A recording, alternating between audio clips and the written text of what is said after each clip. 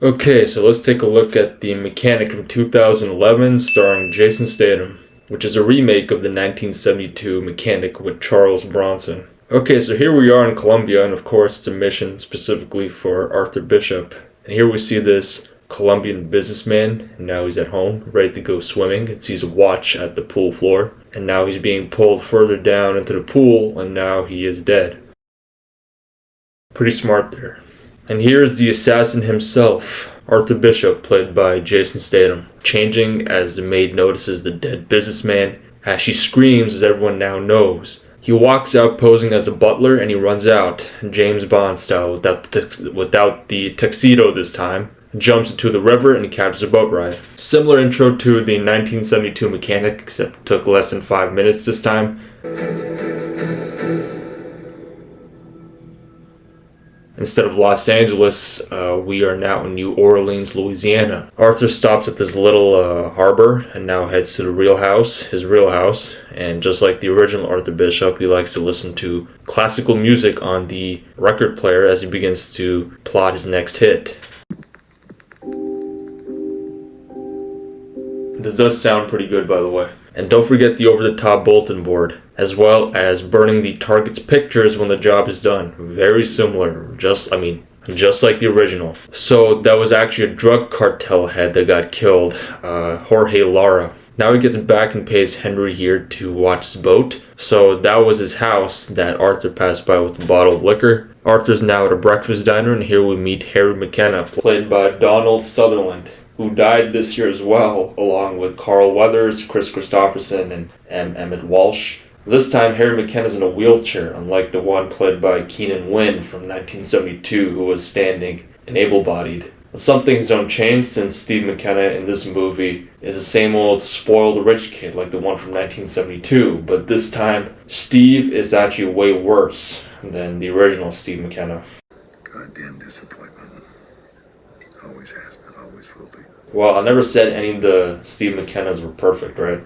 So Harry is there so that he can pay Arthur for the job in Colombia. As Arthur now has the cash, he heads to a 1940s themed rodeo restaurant, and here we meet the same call girl like the one from the original Mechanic, without Jill Ireland this time. So he meets her here. And again, very similar to 1972, but Arthur pays her and leaves, just like the original. So now he's at home and searches up Kansas Classifieds and clicks on Mechanic Needed and sees Harry McKenna's biography, or a hit poster. I think that's how he gets his new target hit jobs, and calls in to see if this hit is not a mistake, and requests for a meeting and throws the phone away. So now he flies out somewhere to meet up with the head of the organization, just like the one from 1972, which was played by Frank Decova, who had no name. He was just known as the Man. Nice ring. Done. I'll get one of those. You can. Unless you're a world champion. But this guy, who is the successor of Frank Decova from 1972, is called Mr. Dean, played by Tony Goldwyn, who comes from the family who founded the Metro-Goldwyn-Mayer Company in Hollywood, one of them being Samuel Goldwyn, I think, is a grandfather. So now he comes out of the limo and tells Arthur about a top-secret mission, which only has access to 2 people who knew all about the secret. This Dean over here, played by Tony Goldwyn, as well as Harry McKenna. But Arthur being Arthur, he knows there's money involved in this job, so he'll do it. 48 hours. We'll proceed with action.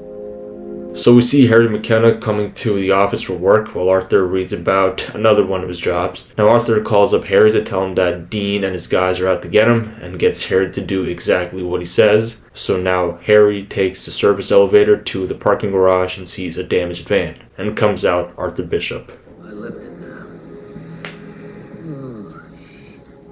Harry takes out his fancy gun, shoots at the van, I guess to make himself look like he died a martyr. I think that's what he wants to put it as. Finish it, Arthur! So this Arthur feels bad for killing Harry McKenna, where the original does not feel bad at all. He knows he's getting paid a lot of money. But a very peculiar difference they made here in this remake. Okay, the next day we are at our cemetery. Instead of a fancy ceremony like in the original of Harry's funeral, we see Steve McKenna here, played by Ben Foster this time, who actually has like a divorce thing right now in 2024 from his wife. And just like the original mechanic, this Arthur Bishop is a friend of the family's too. What's the fucking Bishop? Arthur now takes Steve to Harry's house. Well, the house isn't as big as the original Harry McKenna house in Los Angeles, but still expensive in Louisiana, since we are in a different state. Of course, houses are going to be, I guess, slightly different. So Steve has no idea what to do next, and the only way to get money is to sell his car, and has plans to kill the people who most likely killed his dad. So he's pretty much targeting carjackers.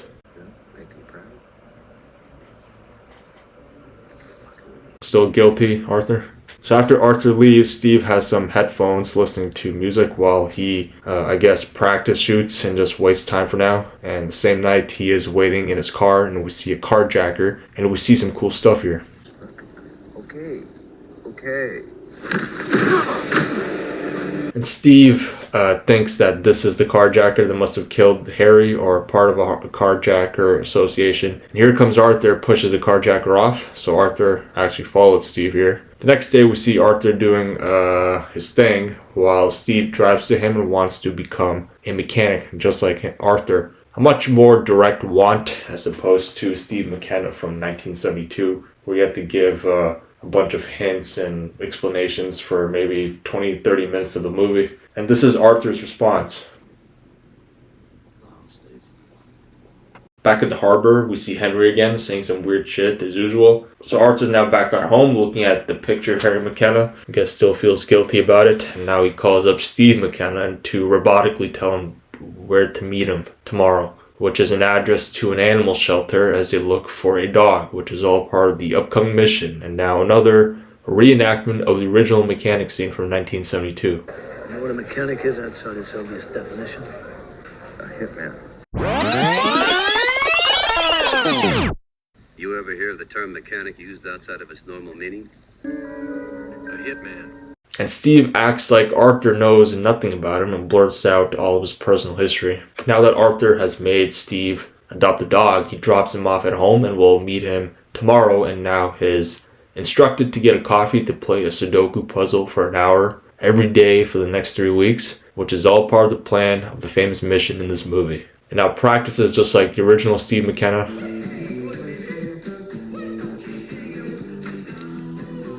And now that's disgusting. And behind Steve we see the target just staring at him. So Arthur makes Steve study biology about killing people. Now that Steve has sold his car, as well as Harry's house is taken away as the government has taken it back. Looks like Steve wasn't paying the bills. And Arthur offers Steve a room at his place, and they continue to train. And the car that Arthur's fixing up here just reminds me of the red car Steve McKenna drove in 1972. And now to put Steve McKenna's mechanic skills to the test. So Arthur pretends to buy some guns this time, which is all part of the training tactic for Steve, and hands him the money to the arms dealer as he counts the money. And hangs him up here by the neck and turns on a certain kind of entertainment that I can't play here, so watch it on your own. Yeah, the sound says it all, and funny how you can die from indulging in sex. Weird world we live in. So back at Arthur's house, we see Steve trying to play with the record player.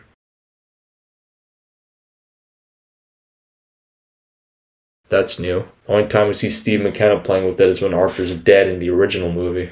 Now back to the mission that Steve has been training for the past 3 weeks. But before that, he opens up the bulletin board again as Arthur tells him he just killed an arms dealer, which was, the adult entertainment viewer from earlier. So now the picture of the same guy from the coffee shop is pulled out, and he is a mechanic for another group, so an assassin.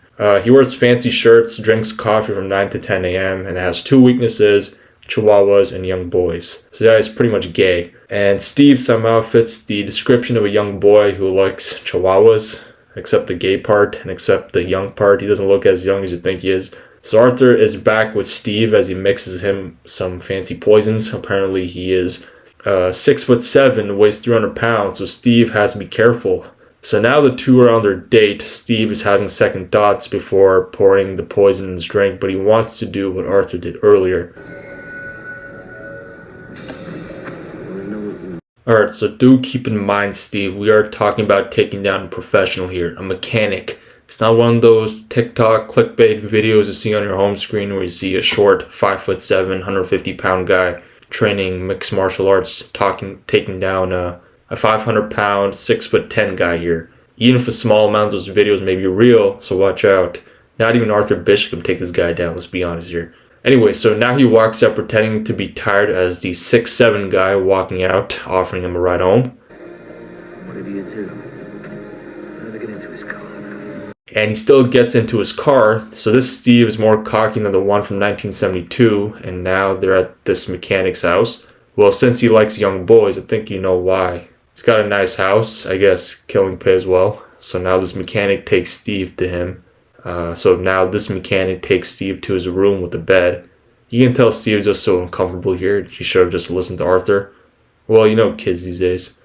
And now my favorite part.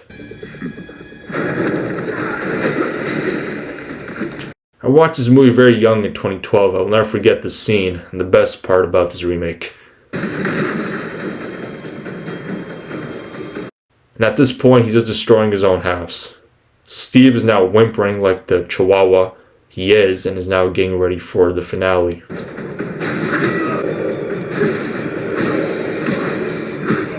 At least drop the poison into his body, not the damn glass bottle, bro. Now back at Arthur's house, as he is disappointed at Steve for not listening. And now we are at the same rodeo club where we saw Jill Ireland's replacement in this remake. And that's a sign for... While Arthur shags, Steve is going on a drink roller coaster. And now it's Steve's turn to shag, like Austin Powers says it. So Arthur is done and now gifts her the same chihuahua that was used for the mission. Thanks. I'm gonna call him Arthur. So now she believes his name is Arthur now. Okay, so we are now at the airport cargo unit as Arthur picks up a package and inside it is his next mission as well as another cell phone. And once again, just like the original 1972 mechanic, Tony Goldwyn here plays the man of the organization and is pissed off that the last job wasn't conducted by Arthur. Again, the same copy-paste line. I think someone trained by me would be valuable to you. Harry McKenna's son. Someone trained by me could be of value to you. Yeah, I know I sound annoying by always referencing the original movie, but not my fault. The original is much more of a fun experience than this one. Well, at least to me. And the same kind of big job is now handed to him as he sees a picture of the next hit. So back at Arthur's house, and here comes Steve again, ready to get back to work. So apparently he's a religious guy, Andrew Vaughn, and now the two talk about a bunch of drugs that they can use to kill this so-called religious figure. And fast forward to Chicago, Illinois. And now we see Andrew Vaughn walking on the bus into the hotel with a bunch of guards. Looks like he's getting killed for the disappearance of a young girl he had at one of his religious gatherings, I don't know. And now we see some more young girls infatuated by Andrew Vaughn, probably for his penthouse and money for sure. Not for the way he looks, but they are there to get his autograph. Again, not for what he looks. So they get ready and climb up on the hotel top at start. Could have found us someone more attractive to spy on. And start spying on Andrew Vaughn. Alright, back to the top of the building and get in between the walls. As the two get in between the walls and poke a hole and use a stick-like camera to observe everything around the room. And Vaughn is now awake from his carbohydrate consumption nap as Arthur and Steve are now getting ready. The guy's a junkie. And now the two notice that Andrew Vaughn is a drug junkie as he's being injected with ketamine. So the drug injection dose to have come up to kill Andrew Vaughn won't work. So now he looks like he's under a coma and just starts wiggling. So the guards now leave as Arthur and Steve come out from the mirror and shove the camera down his throat since they didn't come up with a plan B. He's the junkie. They went back through the mirror and hide through the wall as more of the guards walk in and check in on the dead Andrew Vaughn. And Steve fucks up.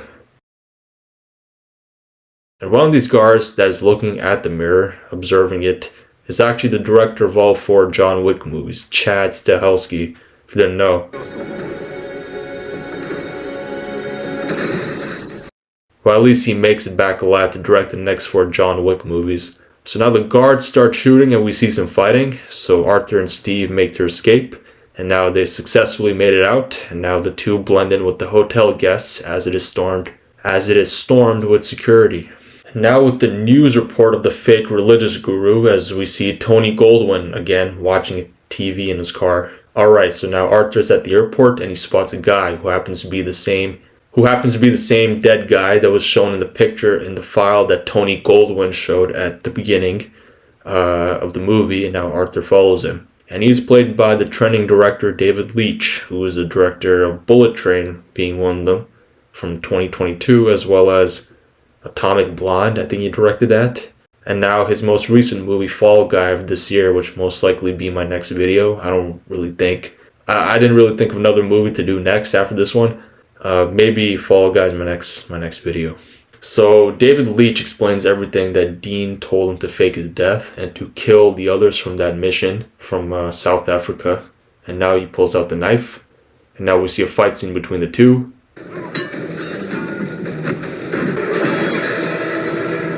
And that's a wrap for this scene.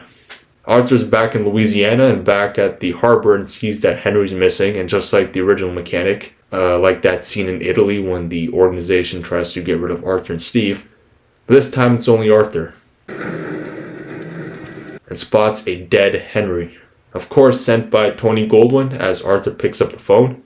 So Arthur calls up Steve and wants to see him at his house, and of course Tony Goldwyn's guys are already there. Arthur tells Steve that there's a gun on the left cushion on the sofa. Arthur now tells Steve to grab everything on the top shelf, and now Arthur goes on the computer and looks at a ring. And as Steve grabs everything on the shelf, he spots his dad's gun. Arthur finds a guy that was wearing the fancy ring earlier online. His name is John D.E. Finch. You know, the guy with the, you gotta be a champion towards the ring guy that was shown earlier at the airport hangar. I think that was the airport. But this Steve McKenna has a suspicion that Arthur killed Harry, whereas Steve from 1972 did not care at all. He just found out randomly at the end of the movie. Believe it or not, John Michael Vincent was still alive when this movie came out, so I wonder how he reacted to this remake. Even the director, Michael Winner, was still alive too. So now Steve keeps his mouth shut and listens to Arthur till the end and leaves, and now he asks Arthur for a few personal questions. So now they head to Finch's house, as Arthur and Steve have his daughters and wife held captive and want to know where Tony Goldwyn is.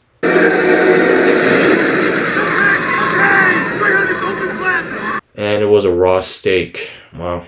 So back at the office as Tony Goldwyn picks up the phone call from Arthur Bishop. In this version, Arthur actually kills the man of the organization, unlike Arthur Bishop from 1972, who just killed his guys.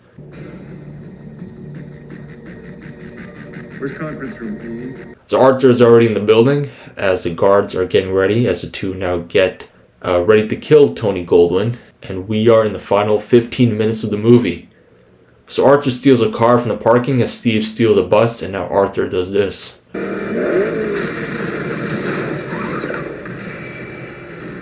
And we now see a shootout, and we see some more destruction, and here it comes. And we see the only car left, which is the one with Tony Goldwyn inside it. As Arthur takes control of the garbage truck and props the car using the garbage bin elevator and just flips it upside down.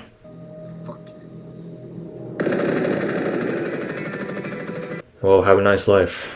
So all the hard work is done as Arthur and Steve are on the road again waiting for the next job, and now it's time to disappear as Steve offers Arthur some water and Arthur spots Harry's gun inside his jacket. Now Steve talks about his anger side and is stopped by a gas station, and now he fills the truck up with gas as Arthur apologizes. Steve is now done filling the truck up with gas and on purpose drops some more gas on the ground and walks towards the shop, the gas station store.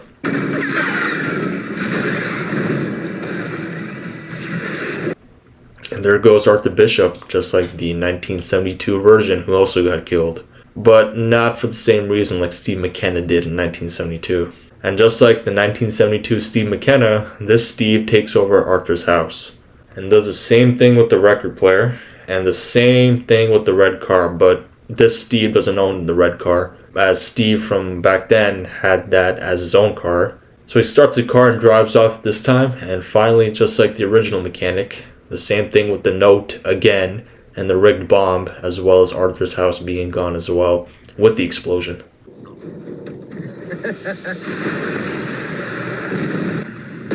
So back at the gas station, the police are here, are looking at the footage and see someone rolling out on the right side through the gas compartment. And it's Arthur Bishop who survived, but Steve McKenna is now dead, and he doesn't know that Arthur's still alive. He died knowing that he's dead. Funny ending there. And casually walks to his backup truck, just like his new movie, The Beekeeper. And now he drives off into the ending. And that's it, The Mechanic from 2011, directed by Simon West. And the same producers as the Rocky movies are produced as well. Irwin Winkler and Robert Chardoff, I think. So the movie is 1 hour and 26 minutes without the long 6 to 7 minute credits. There is a sequel to this, Mechanic Resurrection from 2016. It's okay, nothing extraordinary. It takes place in, I guess, in the Bahamas. I don't know, somewhere with sand. I forget. I haven't seen that movie in maybe like 4 or 5 years now. So there are 2 Mechanic movies, as I've mentioned many times in this video. I'm not referring to this Mechanic and the one from 2016. I'm talking about the one from 1972, the original, and this one. The sequel to this one from 2011 has nothing to do with it. It's a completely different story. It's all made up.